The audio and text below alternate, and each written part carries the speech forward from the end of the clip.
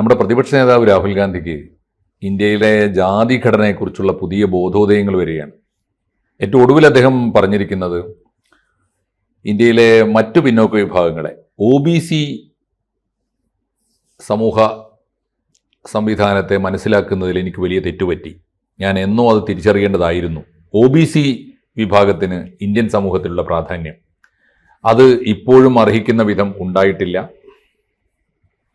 ഞാനത് നേരത്തെ അറിഞ്ഞിരുന്നെങ്കിൽ, നേരത്തെ മനസ്സിലാക്കിയിരുന്നെങ്കിൽ, ഞാൻ 20 കൊല്ലമായി സജീവമായി രാഷ്ട്രീയത്തിലുണ്ട്, മനസ്സിലാക്കിയിരുന്നെങ്കിൽ നേരത്തെ തന്നെ OBCക്ക് ആവശ്യമായ OBCയുടെ ഉന്നമനത്തിന് ആവശ്യമായ നടപടികൾ സ്വീകരിക്കുമായിരുന്നു.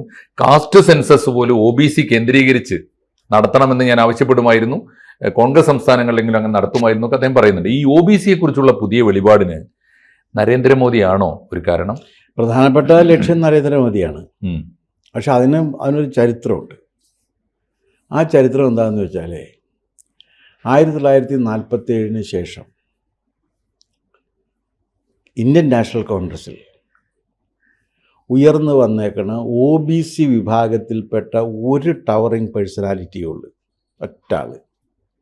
അതാരാണെന്ന് വെച്ച് കഴിഞ്ഞാൽ, ഞാൻ ഏറ്റവും കൂടുതൽ എന്നും ആദരിക്കുന്ന, ആദർശ സമ്പന്നൻ എന്ന് ഞാൻ വിശ്വസിക്കുന്ന ഒരു മുഖ്യമന്ത്രി ഉണ്ടായിരുന്നു.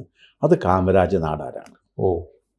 ആ കാമരാജ് നാടാരല്ലാത്ത ഒരു നേതാവും ഇന്ത്യൻ നാഷണൽ കോൺഗ്രസ്സിൽ OBCയിൽ നിന്ന് ടവറിങ് പേഴ്സണാലിറ്റി ആയിട്ട് വന്നിട്ടില്ല.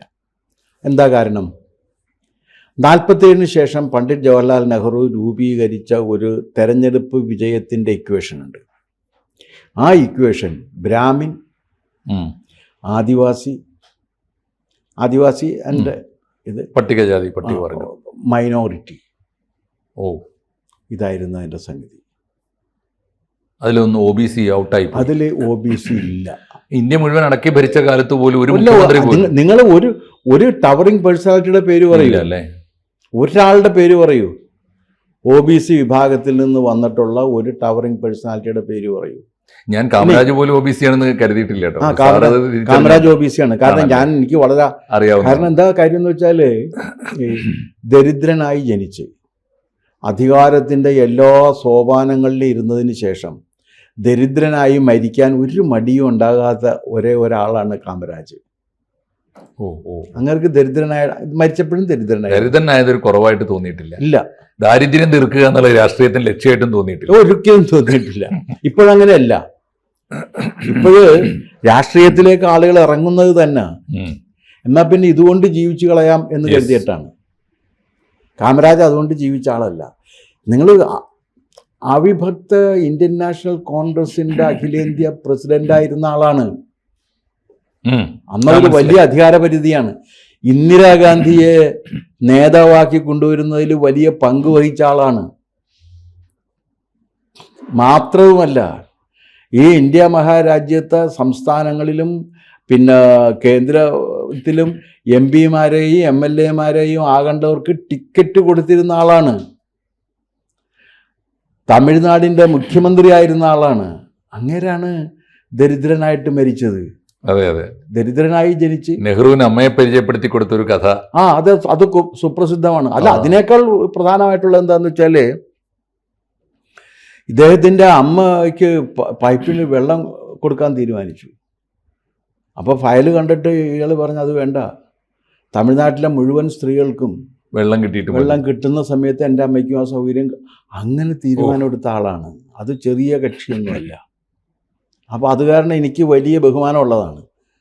പക്ഷേ എന്താ കാര്യം എന്ന് വെച്ചാൽ, ഈ ഒരു ഫോർമുല വന്ന കാരണം ബ്രാഹ്മിൻസിൽ നിന്ന് എത്രയെങ്കിലും ഉണ്ട്, മൈനോറിറ്റിയിൽ നിന്ന് എത്രയെങ്കിലും ഉണ്ട്, ഹരിജനിൽ നിന്ന് എത്രയെങ്കിലും, അന്നത്തെ ഹരിജൻ, ഇന്നത്തെ ഷെഡ്യൂൾ കാസ്റ്റ് എത്രയെങ്കിലും ഉണ്ട്, ആദിവാസിയിൽ നിന്ന് ഉണ്ട് ലീഡേഴ്സ്. പക്ഷേ ബാക്ക്വേർഡ് കമ്മ്യൂണിറ്റിയിൽ നിന്ന് കോൺഗ്രസ്സിൽ ലീഡേഴ്സ് ഉണ്ടായിട്ടില്ല. കേരളത്തിലുണ്ടായിട്ടില്ല. കേരളത്തിൽ ഒരാൾക്ക് മാത്രമാണ് അവസരം കിട്ടിയിട്ടുള്ളത്, ഒരേ ഒരാൾക്ക്. എത്ര പ്രാവശ്യം കോൺഗ്രസ് മുഖ്യമന്ത്രിമാരെ നിശ്ചയിച്ചിട്ടുണ്ട് കേരളത്തിൽ? ഇപ്പോൾ ശങ്കർ വന്നു. ശങ്കർ മാത്രമേ ഉള്ളൂ, വേറെ ആരുമില്ല. കരുണാകരൻ ജാതി ശ്രേണിയിൽ സവർണനാണോ? പിന്നെ മാരാർ പിന്നെ ആണല്ലേ, അമ്പലവാസിയല്ലേ. ആണല്ലേ? അമ്പലവാസിയാണ്. അപ്പോൾ ഒരു ശങ്കരേ ഉള്ളൂ? അല്ല, വേറെ ആര്? നിങ്ങൾ പറഞ്ഞു തരൂ. ഉം, ഉം. എത്ര മുഖ്യമന്ത്രിമാരെ ഉണ്ടാക്കിയിട്ടുണ്ട് കോൺഗ്രസ്? എത്രയോ പ്രാവശ്യം. ഓ ഓ ഓ ഈ ഒരു സാമൂഹ്യമായ ഇനി വേറൊരു കാര്യമുണ്ട്.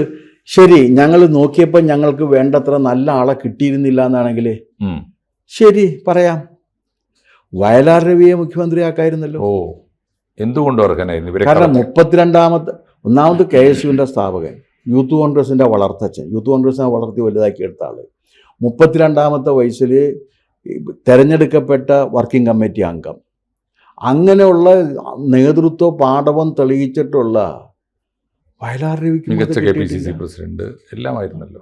വയലാർ രവിയെ ക്യാബിനറ്റ് മന്ത്രിയാക്കിയപ്പോഴും വയലാർ രവിക്ക് തുക്കട വകുപ്പാണ് കൊടുത്തിരുന്നത്.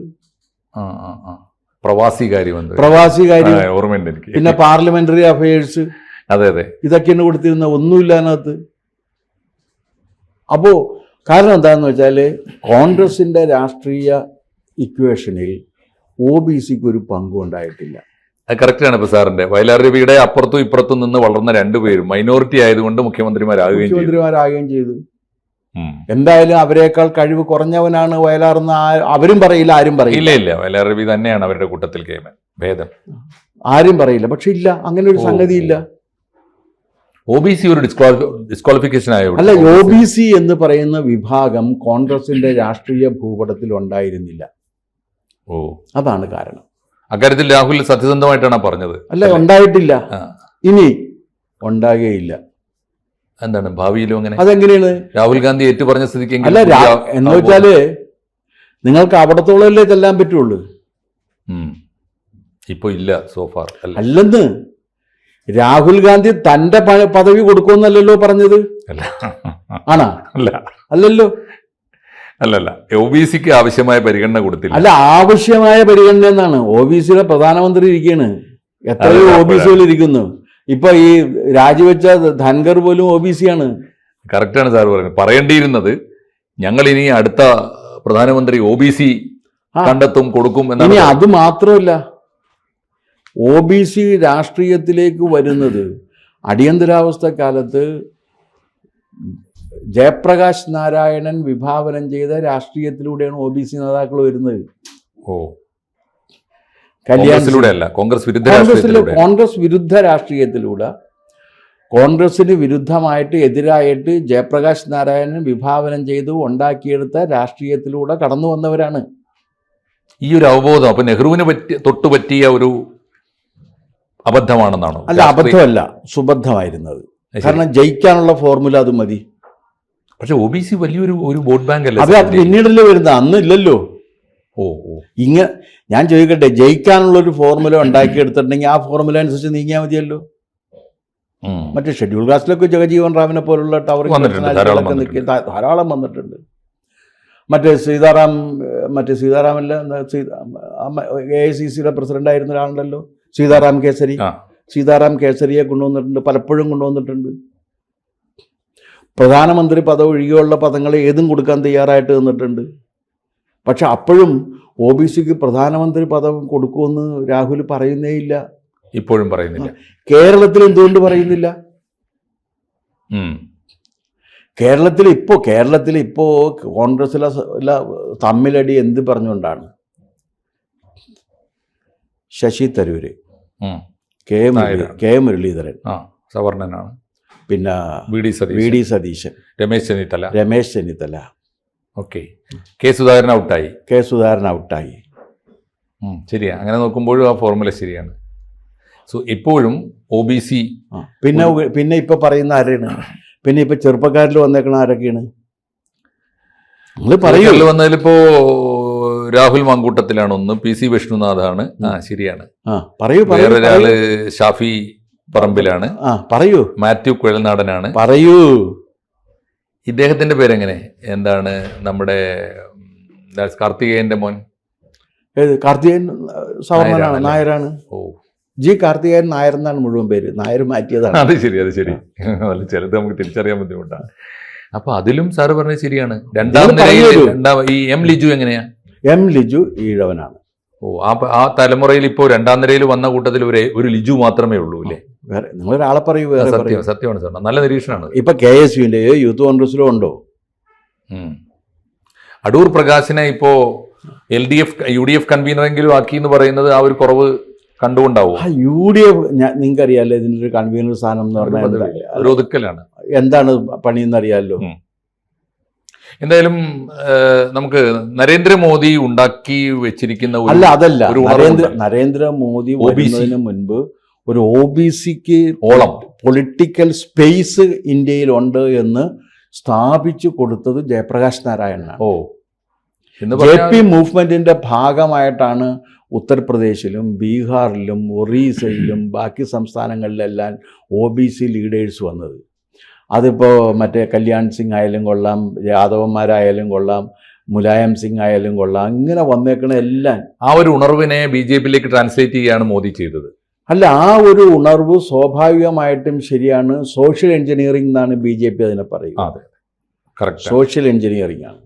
സോഷ്യൽ എഞ്ചിനീയറിംഗ് എന്ന് പറഞ്ഞു കഴിഞ്ഞാൽ ഇന്ത്യയിലെ ഹിന്ദു സംസ്കാരത്തിൻ്റെ ഏറ്റവും വലിയ കുറവ് എന്താണെന്ന് ചോദിച്ചു കഴിഞ്ഞാൽ അതിനൊരു വലിയൊരു കുറവുള്ളത് അതിൻ്റെ അകത്ത് ജാതി ശ്രേണികൾ നിലനിൽക്കുന്നു എന്നുള്ളതാണ്.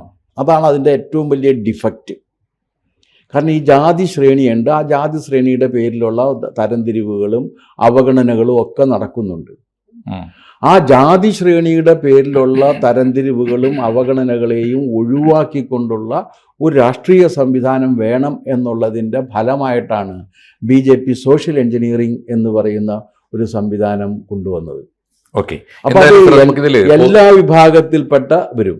പോസിറ്റീവായിട്ട് കാണാവുന്ന ഒരു കാര്യം, സോഷ്യലിസ്റ്റുകളിൽ നിന്ന് പഠിക്കാത്തത് നരേന്ദ്രമോദിയിൽ നിന്ന് പഠിക്കുന്നുവെന്നും, അങ്ങനെയാണെങ്കിൽ അതിൻ്റെ ഈ സോഷ്യൽ എഞ്ചിനീയറിംഗിൽ കോൺഗ്രസിന്റെ ഭാവി നയപരിപാടികളിൽ ആ ഒരു മാറ്റം കാണുമെന്ന് പ്രതീക്ഷിച്ചൂടെ നമുക്ക്? അല്ല, ഇവിടെ ഇല്ലല്ലോ, ഇവിടെ എപ്പോഴും വന്നിട്ടില്ല. പിന്നെ എവിടെയാണ് ഇനി വരിക? നിങ്ങൾ ഒരു സ്ഥലം പറഞ്ഞു തരൂ, സോഷ്യൽ എഞ്ചിനീയറിംഗിന്റെ ഭാഗമായിട്ട് ഒരു മാറ്റം വരുത്തിയൊരു സ്ഥലം പറഞ്ഞു തരും. ആ സച്ചിൻ പൈലറ്റ് അവനാക്കിയില്ലല്ലോ. ഇല്ല, ബാക്ക്വേർഡ് കമ്മ്യൂണിറ്റിയാണ് അയാൾ. പൈലറ്റോ? പൈലറ്റ് എന്നുള്ള അയാൾ സ്വീകരിച്ച പേരാണ്. അയാളുടെ അച്ഛൻ ഒരു ബാക്ക്വേർഡ് കമ്മ്യൂണിറ്റിയിൽപ്പെട്ട ക്ഷത്രിയനല്ല. അല്ല അല്ല അല്ല അല്ല അല്ല അല്ലേ? ഓക്കെ. അപ്പോ സാറിന് പ്രതീക്ഷയില്ല ഈ പ്രസ്താവനകൾ? അത് വെറുതെ ചുമ്മാ പറയുന്നതാണ്. അതല്ലെങ്കിൽ പറയണം, ഇങ്ങനെ ഒരു തെറ്റ് പറ്റിയിട്ട് അതിനെ തിരുത്തുന്ന അതിൻ്റെ ഭാഗമായിട്ട് ആദ്യമായിട്ട് ഒരു ബാക്ക്വേർഡ് കമ്മ്യൂണിറ്റിയിൽ നിന്ന് ഒരാളെ ഞങ്ങൾ AICC പ്രസിഡൻ്റാക്കി വെക്കുന്നു, ഞാൻ ആ ഭാഗത്തു നിന്ന് മാറുന്നു, ഞങ്ങളുടെ അടുത്ത പ്രധാനമന്ത്രി ഒരു ബാക്ക്വേർഡ് കമ്മ്യൂണിറ്റിയിൽപ്പെട്ട ആളായിരിക്കുമെന്ന് പ്രഖ്യാപിക്കട്ടെ. അതാണ് വേണ്ടത്. അത് കേരളത്തില് ഞങ്ങളൊരു ബാക്ക്വേർഡ് കമ്മ്യൂണിറ്റിയിൽപ്പെട്ട ആളെയായിരിക്കും ഞങ്ങൾ മുഖ്യമന്ത്രിയാക്കുക എന്ന് പ്രഖ്യാപിക്കട്ടെ. കോൺഗ്രസും KPCCയും പ്രഖ്യാപിക്കട്ടെ. ഇത് രണ്ടും ഇല്ലാതെ പിന്നെ എനിക്ക് എന്താണ് ഉണ്ടിരിക്കുന്ന നായർക്ക് വിളി തോന്നി എന്ന് പറയുന്ന രീതിയിൽ എനിക്ക് ഇതാ വിളി തോന്നിയിരിക്കുന്നു, ഞാൻ OBCക്ക് വേണ്ടി നിൽക്കും എന്നൊക്കെ പറഞ്ഞു കഴിഞ്ഞാൽ അത് ചിലപ്പോൾ വിശ്വസിക്കാൻ അവിടെ ആളുണ്ടാകാം. തീർച്ചയായിട്ടും കേസിന്റെ ഈ വിശകലനത്തിൽ നിന്ന് പഠിക്കേണ്ടത് ഒന്ന്, രാഹുൽ ഗാന്ധിയുടെ പ്രസ്താവനയുടെ സാധ്യതയും അതിൻ്റെ പരിമിതിയും, രണ്ടും കോൺഗ്രസിനകത്ത് ഇപ്പോഴും നിലനിൽക്കുന്ന OBCക്കാർ എങ്കിലും തിരിച്ചറിയുകയും അവരുടെ അവകാശവാദങ്ങളിൽ അത് ഒരു പ്രശ്നമുണ്ട് മാഷേ. കാരണം അതിനകത്ത് OBCക്കാർക്ക് സ്പേസ് ഇല്ലെങ്കിൽ പിന്നെ അവരെങ്ങനെ വരുമെന്ന് ഒരു പ്രശ്നമുണ്ട്. സ്പേസ് ഇല്ലല്ലോ, ലീഡർഷിപ്പിൽ വരുന്നുമില്ല. നിങ്ങൾ കേരളത്തിലെ കോൺഗ്രസിന്റെ ചരിത്രം എടുത്തിട്ട് പറയൂ. ശരിയാണ്. ഇപ്പോഴത്തെ അവസ്ഥയിൽ എന്തത്തെ അവസ്ഥയും അങ്ങനെയാണ്. മുമ്പ് ആകെ കുറച്ചു കാലം മാത്രം ഒന്നിച്ചിലാനും കൊല്ലമല്ലേ ഉണ്ടായിരുന്നുള്ള ആർ ശങ്കർ. അതെ, ചെറിയൊരു കാലയളവ്, 2 കൊല്ലത്തിൽ താഴെ. ആ കാലയളവ് ഒഴികെ കോൺഗ്രസിന് അധികാരം കിട്ടിയപ്പോഴൊക്കെ ഒരൊറ്റ കാരണവശാലും ഒരു പിന്നാക്ക ജാതിക്കാരനെ പരിഗണിച്ചിട്ടേ ഇല്ല. ഒറ്റ ചോദ്യം കൂടി സാർ. പക്ഷേ ഇനിയും അത് കണ്ടില്ലെങ്കിൽ, തിരിച്ചറിഞ്ഞില്ലെങ്കിൽ, പ്രത്യേകിച്ച് ഇടതുപക്ഷത്തെ ഏറ്റവും വലിയ വോട്ട് ബാങ്ക് ആയിരുന്ന ഈഴവരാതി പിന്നാക്ക സമുദായക്കാർ ഇടതുപക്ഷത്തെ ഉപേക്ഷിച്ച് പോന്നാൽ, EMSന്റെ പ്രയോഗമാണ് ഈഴവരാതി പിന്നാക്ക ജനവിഭാഗങ്ങൾ ഇടതുപക്ഷത്തെ ഉപേക്ഷിക്കുമ്പോൾ അവരെ ടാർഗറ്റ് ചെയ്യണമെന്ന് കേരളത്തിലെങ്കിലും ആദ്യം വിചാരിക്കേണ്ടത് കോൺഗ്രസ് ആണ്. എന്താ കാര്യം എന്ന് വെച്ചാല് OBCക്ക് അർഹമായ രാഷ്ട്രീയ സ്പേസ് കൊടുത്തിട്ടുള്ളത് BJP ആണ് ഇപ്പോൾ. തീർച്ചയായിട്ടും ഓൾ ഇന്ത്യ തലത്തിലും സംസ്ഥാനത്തും അങ്ങനെയാണ്. അത് BJPക്ക് ബി ജെ പിയുടെ മുഖം കുറെ കൂടി തെളിയുന്ന ഒരു സ്റ്റേറ്റ്മെന്റാണ് രാഹുൽ ഗാന്ധി നടത്തിയത് എന്ന് പറയാം. അതെ അതെ. നന്ദി സർ. കൂടുതൽ വാർത്തകളും വിശേഷങ്ങളും നിങ്ങളിലേക്ക് എത്താൻ ABC മലയാളം സബ്സ്ക്രൈബ് ചെയ്യുക, ബെൽബട്ടനും അമർത്തുക.